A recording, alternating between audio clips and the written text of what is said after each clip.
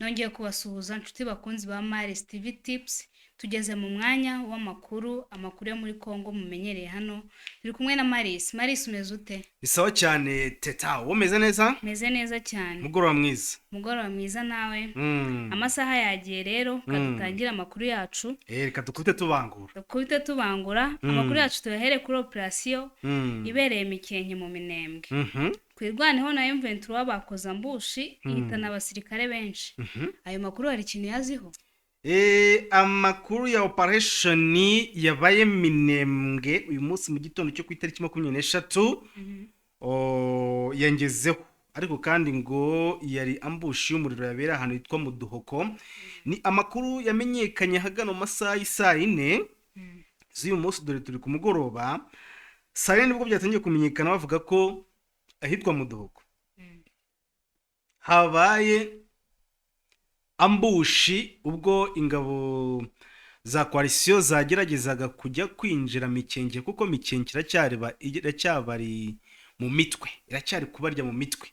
Nubwo rwose baherutse kwikubitirwamo bakayibambura Mikenke kabatomba, abahungu bakagenda bakajya hitwa Birarombiri, bamara kuva Birarombiri bakagenda bakajya Rwitsa nkuko icyo gihe babahinzira kugira ngo bajye gutora imirambo yabo yari iriza Birarombiri.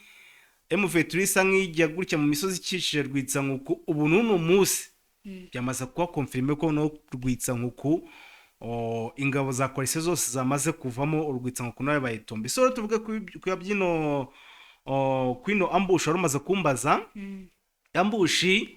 Hari umunyamakuru wanjye ukora mu Mikenke nabajije, yambwiye ko yahitanye abasirikare bagize muri za 60 kuko bari menshi kandi babateze mu byiciro. Urabona niba mu Duhoko tuvuge mu Duhoko ni karisi. Iyo umwanzi yinjiye agiye kwinjira sate ntago yinjira mu nzira imwe gutya. Bagiye binjira mu bice bitandukanye, ariko ngo hose basanze hari zambushi. Barabarasa ku buryo amakuru agera kuri Maris TV Tips avuga yuko ingabo zirenga 60 zishobora kuba zasize ubuzima, n'ubwo hakaba hakiri imirambo. Ariko kandi tukivuga ko ibyo bintu ngo by'imirambo, waruzi ko imirambo iri mu Minembwe ari bimwe mu bibazo biri gutuma abaturage batahuka se? Ntago byabura. Kubera ko hari abari kwanga gutahuka kubera ko hari umuntu kukabije kandi ntacyo bari bubikoreho, sibyo? Kuko kandi akazi gakorwa na Croix Rouge. Ahubwo suburiya muntu uko nta ndwara watera. Unateza indwara zikomeye cyane uriya muntu uko ushobora kuba wagutera indwara. Icyo ni icyambere. Cya kabiri gusa ngo hari n'amakuru yuko hari haduyi zikihisha hafi aho ngaho mu bihuru. Ugasanga ari umuturage wenda aratashye, amara gutaha yibwira ko ibintu ari amahoro, nijoro bakaba bamugabaho igitero cy'ubucengezi, bakaba bamwivugana cyane cyane nk'abazarendo babizi ko bafite inzara, bo bagenda bagiye no kwiba imitungo n'ibiki byose. Rero ibi byose ni bimwe mu bintu bituma abaturage batarabohoka ngo batahe basubire mu mihana yabo. Inambushi rero urakoze kuyimbaza, nubwo nayibukaga mu makuru rwose nitegaga hari ko tugiye kuganiraho, nari niteze ko tuganiraho. Yambushi ntago nari nzi kuza kwimbaza, ariko yambushi ngira gatsindwa niyo mwijuru, kuko ngo yarambushi umuriro. Ariko kandi ubwo ku ruhande rwa twirwa na M23 bo bari kubyina itsinzi kubera ko banesheje umwanzi cyane. Dukomeje rero, abasirikare bakuru ngo b'i Burundi bakomeje kugwa mu Minembwe. Iyi nkuru nayo tubwireho ukuntu bari kuhatikirira. Ariko wari wajya mu ntambara Teta? Oya, ntago ndayijya. Mba natwe ntago twavuga ngo twazigiyemo, ahubwo twageze aho zibera. Yego. Iyo bakubwiye ngo ikintu cyagitumye nkubaza ibi, niyo bakubwiye ngo abasirikare bakuru barashwe, ujye umenya ngo abato byagenze bite. Ibintu biba byakora. Nawe nyine byibaze, urumva? Wibaza uti sinzi niba uzi imiswa. Ndayizi. Imiswa burya igira umwami. Yego. Wari wacukura, ahubwo nzankuganiriza ibintu byo mu cyaro, wowe sinzi niba warabaye mu cyaro. Nanjye nduwo mu cyaro. Mbambona uri umwana w'umujyi cyane. Mu cyaro hari ibintu twacuguraga bita ubuhura. Ndabuzi. Urabuzi? Ubuhura narabucukuye nanjye. Tutaratubeshya. Ubuhura iyo wacukuraga ubuhura imiswa. Yego. uracukura ukagera ku buki ukagera gute ariko kugira ngo uzagere ku mwami byabaga byagoranye. imiswa yabaga yakuriye, umva ufite ibisebe ahantu hose. mu yandi magambo, kugira ngo mu gisirikare, kugira ngo ugere ku musirikare mukuru, my friend, ugere kuri majoro, abato baba bahatikiriye, sibyo? mu basirikare rero bakuru nabonye ayo makuru akoze kuyambazaho, nabonye uwaguye ahitwa Sinayi. uwaguye ahitwa Sinayi ni umusirikare w'umurundi ufite ipeti rya majoro, yarashwe ku itariki 22, ubwo ni ku munsi w'ejo hashize. bamwita Majoro Niyonkuru Didas. uri kumva? yego. uru rupfu rwa Majoro Niyonkuru Didas rero urumva ukuntu rwari rufite imyaku, reka njye mbyita imyaku, cyangwa se wumva ukuntu Majoro Niyonkuru Didas yatwaye ibitambo byinshi. ubwo amaze gupfa, urumva urupfu nyine rwa Majoro n'umusirikare mukuru. yego. amaze gupfa hari imodoka yari irimo umukoroneri, yego. yajije gutora ikiziga ciwe. ikiziga uzi icyo ari cyo? yego. harya ikirundo urakizi? nta kirundo uzi, sibyo? hari utwo ngenda numva. ikiziga ni umurambo. yego. iyo modoka yo mu bwoko bwa Land Cruiser yajije gutora ikiziga cya Majoro Niyonkuru Didas, yaje irimo abasirikare bato ariko harimo n'umukoroneri. yego. baza ngo byagenze bite? kagira inkuru. iyo modoka nayo bayirashe ikompora nayo iragurumana, abo basirikare barimo baje gutora umurambo harimo n'umukoroneri nawe ahita agwaho. ikintu kucyumva? ibyo bikaza bikurikira urupfu rw'undi musirikare mukuru nawe w'umurundi. uri kumva? witwa, reka nkugerere ku izina rye, sinjye ukubwiye ngo mbaze ko iyo nkuru nyihanganira, bagiye bakurikirana. ubwo biza bikurikira urundi rupfu rw'undi musirikare w'umurundi nawe ukomeye w'umajoro witwa Majoro Bwana Bukuru Bernard. uri kumva? Bukuru Bernard yagiye mbere cyangwa attention, inkuru ya Bukuru Bernard reka taza kunjisha ugatuma tubeshya abakuru, abasaza bakuru. udusobanurire niba nawe yaraguye hamwe nabo. yaguye hamwe nabo, udusobanurire. we ni umunsi utandukanye n'uriya, sibyo? uyu nguyu witwa Majoro Bukuru Bernard yapfuye ku itariki 20 z'ukwezi kwa gatandatu, rwari kwa gatandatu. uriya witwa Didas, Niyonkuru Didas, tubonye ko yapfuye ejo kuwa mbere, agwa ku musozi wa Sinayi muri Agise Mikenke. uyu nguyu Majoro Bukuru Bernard we yapfuye kuwa gatandatu ari ku itariki 20, agwa ku musozi witwa kwa Rutaganda. uri kumva? yego. amakuru agera kuri Maris TV Tips,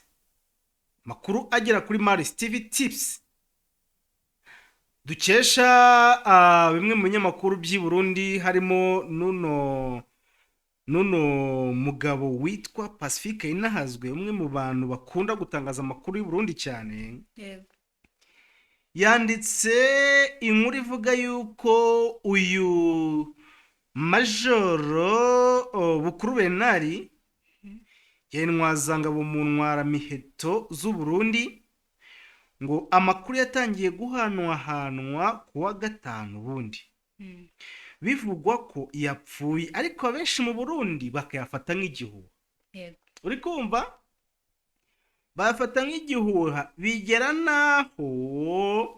bigera naho bamwe mu batangazaga izi nkuru i Burundi babizize ariko bidaciyeho umunsi ku 20 byahise bimenyekana ko ari iby'ukuri koko ko Majoro Bukuru Benari yarasiwe mu Minembwe ahazwi nko kwa Rutaganda. abarundi ko bashiriye we ibyo uvuga urabizi ubuse ino mbushe tumaze kuvugayo bwa mbere iyi ngiyi umbajeho bwa mbere iyo nihitanye abasirikare benshi n'abarundi ubu igihugu cyabo gihuye n'ibibazo cyarwanirirwa n'abandi ibyo se never abyitayeho ntabwo ibyo never ntabwo abyitayeho kuko hari n'amakuru nza kuguha ahubwo sinzi niba uyafite avuga buryo ki never hari ibindi bintu yongeye gusinyira sibyo. Uyu Majoro Bukuru Benari rero usanzwe avuka muri komine Buraza intara ya Gitega uri kumva yahoze akora mu biro bikuru bya Etat Majoro ashinzwe mu gisata cyitwa Jewiti. Jewiti ni ibijyanye n'amafaranga ibijyanye n'icungamutungo mu gisirikare. Noneho ubwo muri 2025 aza gukurwa mu ibyo yakoraga mu ishami rya Jewiti ajyanwa muri Kongo kuyobora batayo. yego uri kumva nimero matrikire y'uwitwa Majoro Bukuru Benari ni SS 2102. uri kumva akaba yarize kaminuza mu bijyanye na ekonomi akaba yarize mu ishuri kuri ya gisirikare ryitwa ESCAM. Ibi ngibi ni imwe mu biranga uno umusirikare mukuru natangiye nkubwira ngo uri kumva uburemere bifite kugira ngo umusirikare mukuru apfe. Abato bo bagize gute ibaze nyine kugira ngo twirwaneho na M23 barwane bahindi iyo bagera ku mwami wabo bisobanuye ko abagaragu bato bamaze kugira gute bamaze kuhashirira. Ngaho nguko rero ni ayo makuru nari mfite ku bijyanye n'urupfu ku basirikare bakuru b'i Burundi baguye muri Kongo. Urakoze cyane bwana Marisi. Tugiye ku yandi makuru twavuga ko bisa nkaho ari byiza kuri M23 twirwaneho. Ingabo zirenga 30 zirimo umumajoro Ndayambaje wa FARDC na Kapiteni Karara biyunze na twirwaneho. Ibyo bintu wabitubwiraho iki? Amakuru bifiteho? Yes, iyo nkuru nanjye yangezeho uwitwa Kapiteni Karara hamwe na Majoro. Urumva Kapiteni ni petiri munsi ya Majoro. Kera nanjye sinanize ukuntu by'amapeti bikurikirana ariko naje kubishakisha kuri Google ndabibona sibyo. Buriya Kapiteni ni umusirikare ubu wubashywe pe. Abashobora kuba yayobora icyo bita ngo kampani mu gisirikare sibyo. Ubundi guhera kuri suriyotona na riyotona bashobora kuyobora icyo bita platoon, bari bita ba platoon commander, ariko iyo ugeze ku ipeti ya kapiteni ushobora guha na kampani ukayobora kuko kwihigiye numvishije ibisirikare byinshi ba major aribo bayoboye za battalion ba major cyangwa se ba riyotona colonel. Colonel usanga ayoboye cyitwa brigade rero ibirimo nk'ama ngereranyije birimo nk'ama battalion. Umva ukuntu brigade ari nini. Brigade birimo nk'ama battalion 1 2 3 4 5 at least harimo battalion 5. Umva ukuntu colonel abakomeye cyane. Aha ngaha rero ho ni majoro uri kumva witwa Ndayambaje.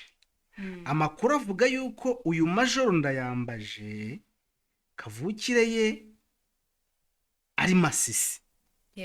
Avuka Masisi. Kapiteni Karara we aturuka yitwa Katanga. Baje bari kumwe n'ingabo zirenga 30. Ongeraho ngo n'ibikoresho byabo. Birumvikana. Urumva igitego M23 bitsinze? Yungutse ingabo ariko zije zizanye n'iminyago.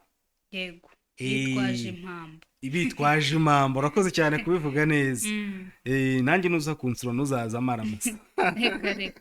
Nuramuka uje kunsura Mm. ukazama imbokoboko ntabwo nzagukinga. Oya no kuza inkokora zireba imbere. Ni ukuza nko kuraziremba. Urakoze cyane. Mm. Rero rwose bidatinze cyangwa se nabyo guca mu nzira nyinshi twirwa na M23 bahise babakira nayo mbe baravuga ngo murakaza mboga zizanye. Yego.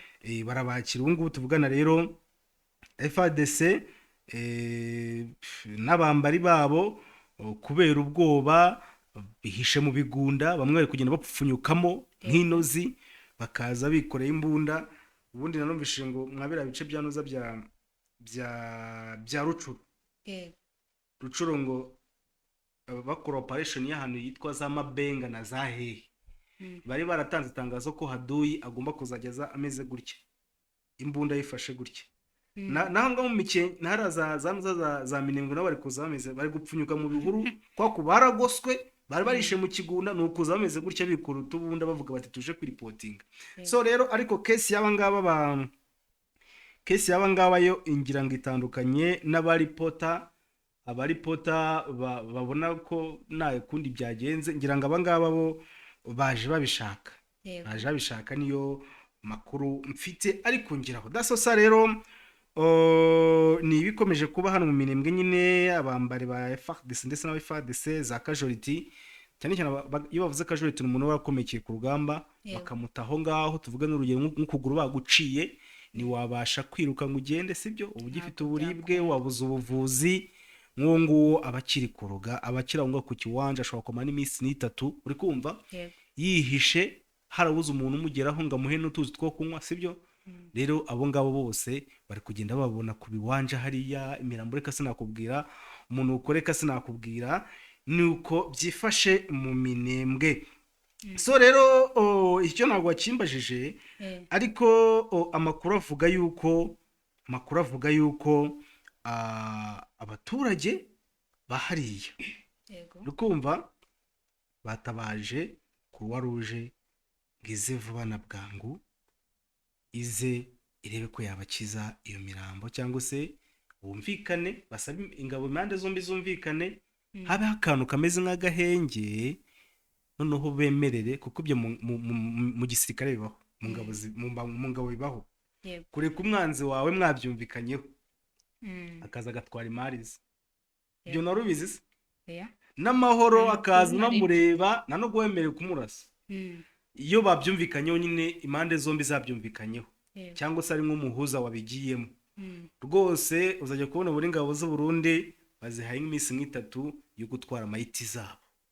Kandi nawe uzabarasa nta n'uzabatunga n'urwara, ariko nibagera hakurya bongere batikurane. Ibyo mu gisirikare nabyo bibaho. So ngayo nguko rero tukiri kuri izi ngabo zaje muri twirwaneho, ubu ntago haba harimo n'abaje kunekara, ubu bose ni ukubizera. Umbajije ikibazo cyiza cyane. Ibyo bintu bigiye bibaho cyane, bigiye bibaho cyane cyane nko muri Nord Kivu baguha amakuru, yagiye bibaho kenshi cyane, ugasanga bafashe abamatekwa, sibyo? Mara kubafata bakabahindura, bakababaza ni bande bifuza kwiyungana natwe, bakamanika amaboko bose, akavuga ati nanjye ndabishaka, ukagenda ukama training z'amezi 3 ukibwira ko yahindutse. Uri kumva? Yaza ugasanga n'undi akomeje bwa bugambanyi, nuha amakuru bene wabo. Reka ngo y'akantu kigize kubaho, sinzi ariko niba narondogoye. Yatubwire mu bice bya Masisi. Yego.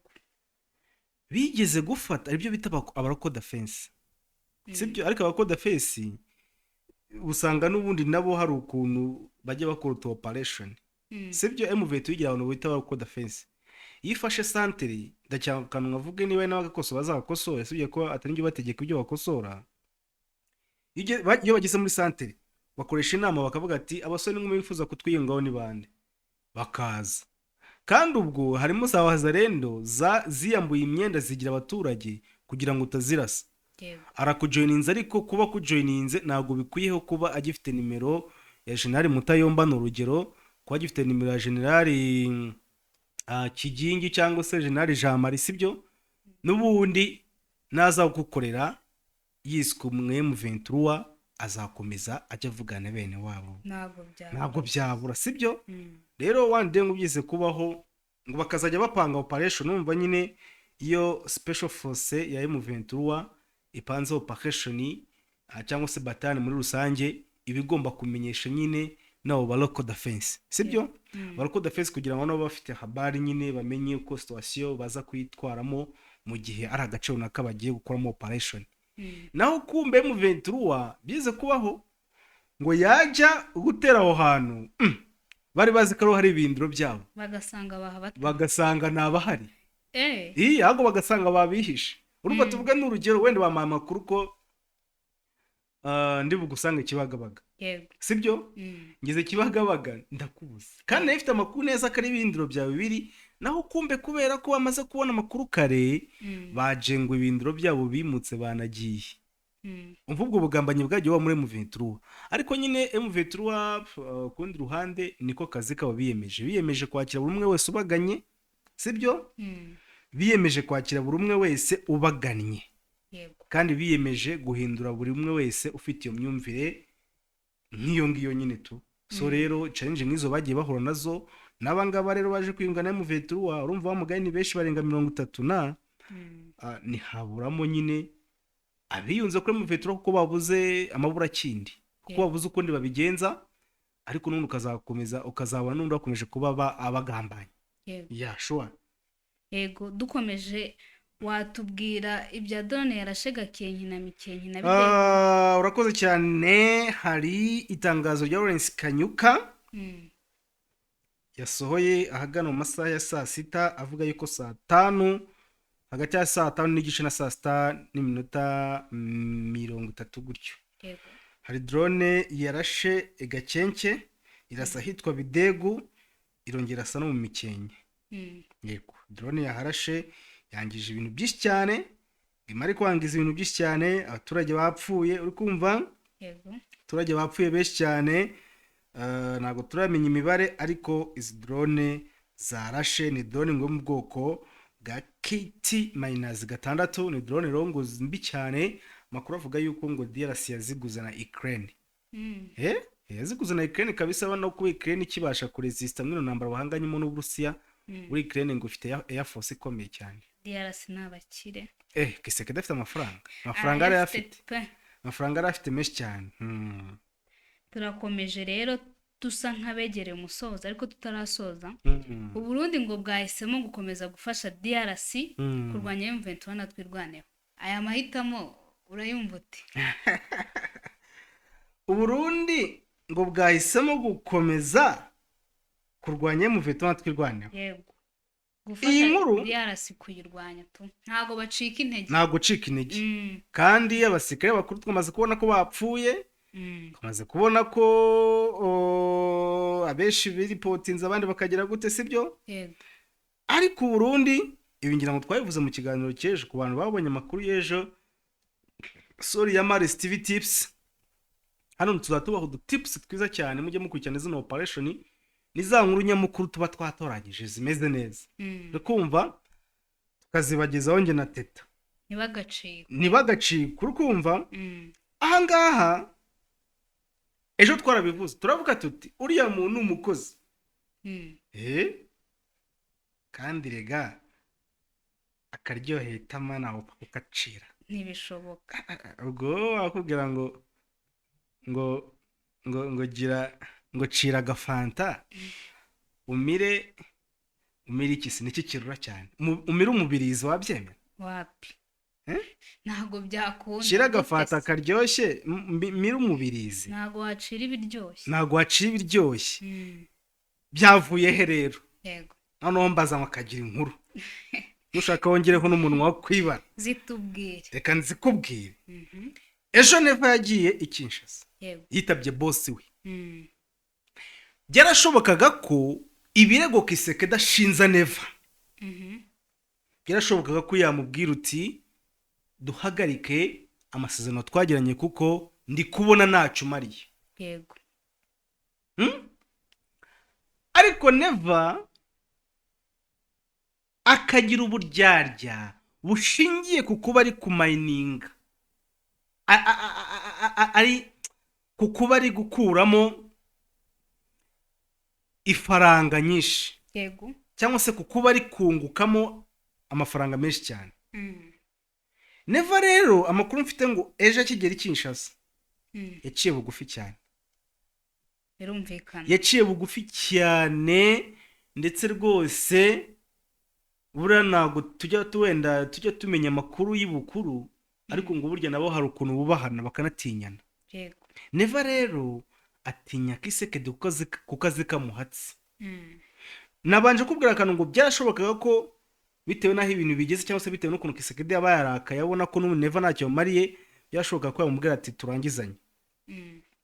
Ariko Uburundi ngejo makuru yahawe n'imbone yangira Kinshasa, Uburundi nibwo cyangwa se President Vest niwe wakomeje kubwira Kisekedi ati mfasha ndakwinginze umpa amahirwe yanyuma. yego None se reka mubaza akabazo k'amatsiko. Titre imwe iravuga ngo Uburundi buzakomeza gufasha Kisekedi mu ntambara nk'uko bwabyemeje. Ni wumva ko amasezerano wenda yaragiye kurangira, none undi akavuga ati mbabarira dukomezanye. Habayeho what you call renew, yego to renew cyangwa se to revise, kongera kuvugurura.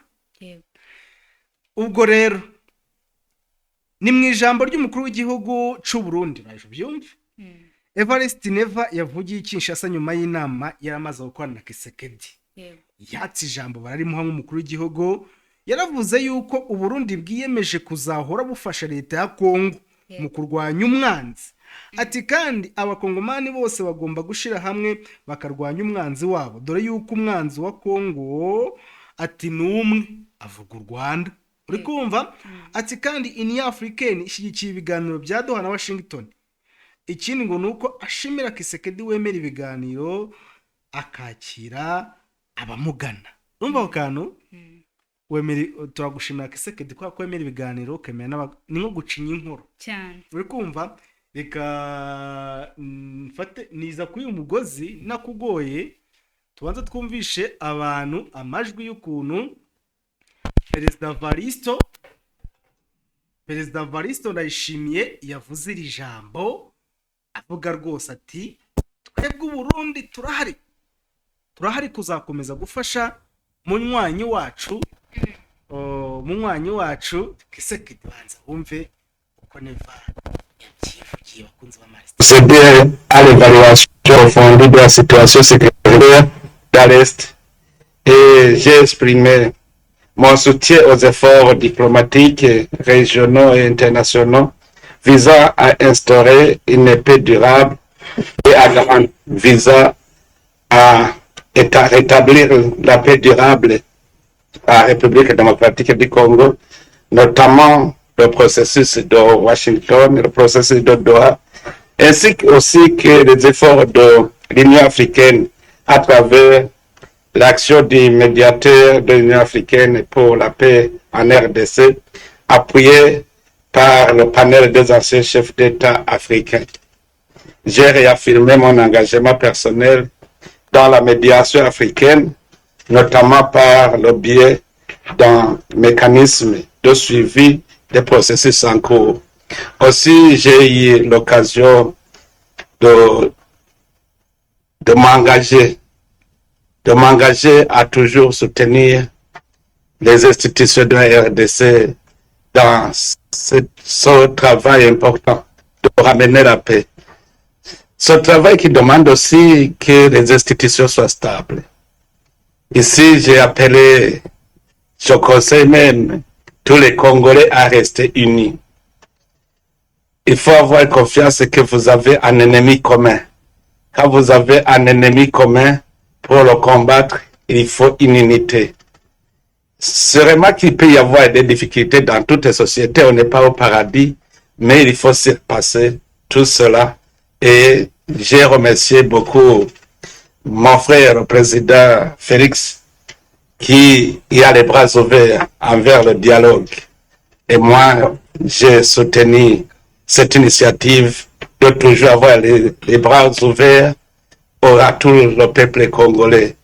Et donc, je serai toujours disposé à soutenir toute initiative visant à maintenir l'unité et la cohésion dans la société, mais en insistant toujours sur la stabilité interne et l'unité entre tous les Congolais, quelles que soient les différences. Aussi, urabyumvishe Yego. abazi igifaransa batubera umugabo wo guhamya ibikisekedi amini ibingibi ndayishimiye Evariste amaze kuvuga muri ino video. Yego. Evariste rero njye nabisobanuye mu ijambo rimwe, ntawacira agafanta ngo amire umubirizi. Ntibishoboka. Evariste ndayishimiye ntashobora gucira iriya faranga ariko ubona buri kwezi Kisekedi amurundiraho, azakomeza yarya n'ibinashoboka Kisekedi azajya ajya no kumwoza ibirenge ariko akomeza amwihera akazi we yinjiza ifaranga. iriya ntambara ari kuyigiriramo inyungu nyinshi. We ku giti cye ariko n'umuryango we ni inyungu ziri personnel kuko abarundi bo bari kuhashirira. Ubu tuvugana abarundi bari kubatakariza abana babo, abagore bari kubatakariza abagabo babo, uri kumva? Yego. Ariko ibyo ngibyo ndayishimira agabyitaye ntibimureba. ntabwo bimureba. nuko rero dusoza Tshisekedi we ngo yatangaje ko azakomeza intambara kugeza yisubije ibice byose yambuwe na M23 mu burasirazuba bwa Kongo. Nibyo nyine yabivuze n'ubundi mu inama y'ejo, sibyo? Yego. Kisekedi yatangaje ko agiye gukomeza intambara mpaka yigarura ibice byose mu burasirazuba bwa Kongo M23 mwambuye, sibyo? Ikindi ni uko ngashyigikiye ibiganiro bya Washington na Doha, ariko uzarebe najya bishyira mu bikorwa, Reka. sibyo? Najya bishyira mu bikorwa, ni ukuvuga gusa. just fight and talk. Fight and talk. So rero ibi yabivugiye hamwe nyine na Neva yabivuze mu nama ejo yamuhuje na Perezida Evariste Ndayishimiye i Kinshasa. Ibi bikaba byerekana ko Kisekedi na Neva bahisemo andi mayeri y'urugamba bazajya bakora. Kumva aravuga ati tuzakomeza gushyigikira DRC kurwanya umwanzi, atariko kandi turashimira ko Kisekedi ashyigikiye ibiganiro bya Doha na Washington. How? Urumva wise wisasiramo akandi kantu bayita talk and fight. Reka tubihe terime yitwa ngo talk and fight. Bazajya bavuga ngo habe ibiganiro ariko banarwana. Ni amayeri rero n'impamvu nyamakuru yayise ngo bahisemo inzira y'urugamba ariko irimo amayeri menshi cyane y'intambara, sibyo? Banza wumva pratiques en cours, notamment les processus de Washington et de Doha, ainsi que la médiation africaine dans le respect de notre souveraineté, de notre intégrité territoriale et des principes du droit international. Nous avons également échangé sur le rôle des mécanismes régionaux dans la consolidation de la paix et de la stabilité dans la région des Grands Lacs.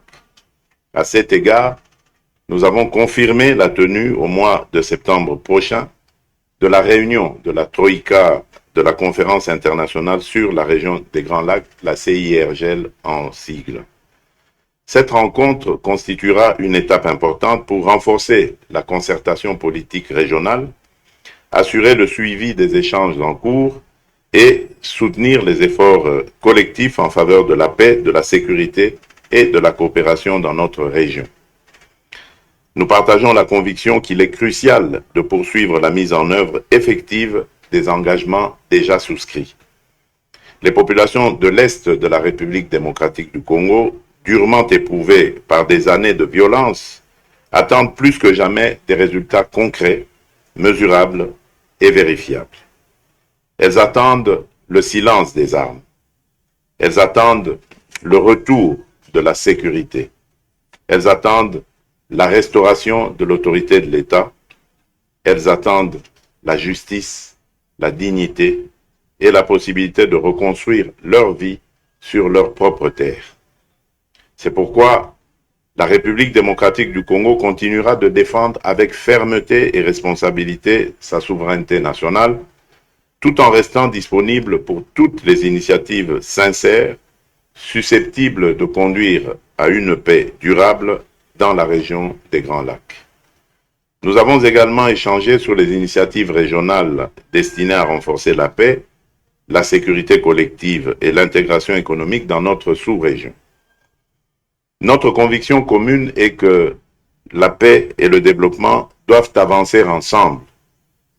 Il ne peut y avoir de stabilité durable sans perspective économique, sans infrastructure, sans échanges commerciaux, sans emploi pour les jeunes, sans connectivité régionale et sans coopération avec les États voisins.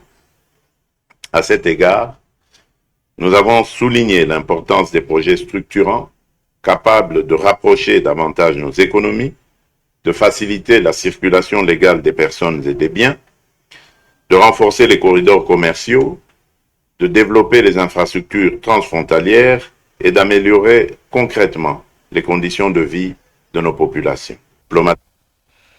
ariko rero nicyo Kisekedi yitangarije ngira ngo abumva ururimi rw'igifaransa